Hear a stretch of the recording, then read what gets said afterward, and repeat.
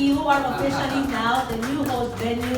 Gidawat ni Mayor Seth Frederick Halushos ang iconic marker sa Ironman 5150 Triathlon sa pagbisita sa organizer sa Ironman Group sa Dapitan City. Ang Dapitan nga nailang shrine city of the Philippines ang napili karon nga mo-host sa sikat nga Ironman 5150 sa sunod tuig sa tinguhang masinati isab sa mga magdudula ang usa sa mga makasaysayanong syudad sa nasud. We always say, ang ganda talaga ng Pilipinas. Ang sarap dalhin dito ng mga kababayan natin. From the airport, to the camp, to the roads, to the people here. For us to be in a location, there is a long checklist that we need to take.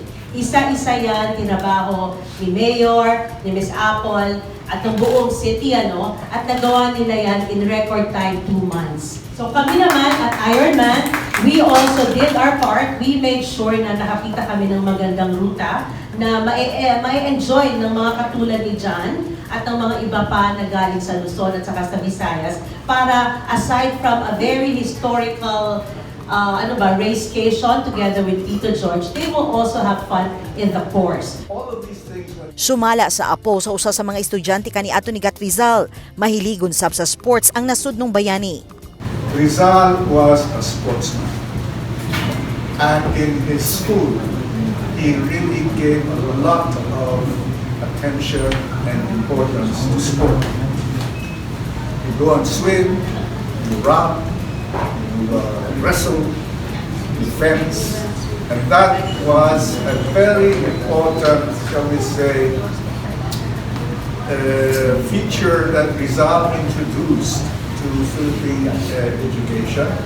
And so it's very appropriate that Ironman is taking place here because that really is an extension and a reaffirmation of Rizal's belief that sports is absolutely necessary for a total personal growth. Busa todo pangandam na ang syudad sa mamahimong dagsa sa mga bisita Setyembre sunod tuig. Hosting a lot of events here in Dapitan City. In fact, 2014 we also hosted the NFMCP. Ito yung Motorcycle Federation of Big Bike Clubs in the Philippines, which around 3,000 of them came. Kung accommodation lang, kaya-kaya. We have a world-class resort. And ang kagandahan dito sa Dapitan and Zamboanga del Norte and Dipolog, we are actually twin cities. Malapit lang po yung Dipolog. Dipolog is another city, pero it's only a stone throw away. 12 kilometers lang po yun. The airport is in Dipolog, but the port is in Dapitan. Ganun kami ka-intertwined. No? So when it comes to accommodation, kaya-kaya. If the CAC cannot accommodate, and the other places here in Dapitan, which I'm sure they will, kaya-kaya po. Meron din pong Dipolog. Karong Disyembre, sugda na ang pagrehistro sa mga buot mosalmot sa himuong Ironman 5150 sa Dapitan nga gitakda karong September 10, 2023, di nangagi ang mga rota ang mga makasaysayanong lugar sa Dapitan.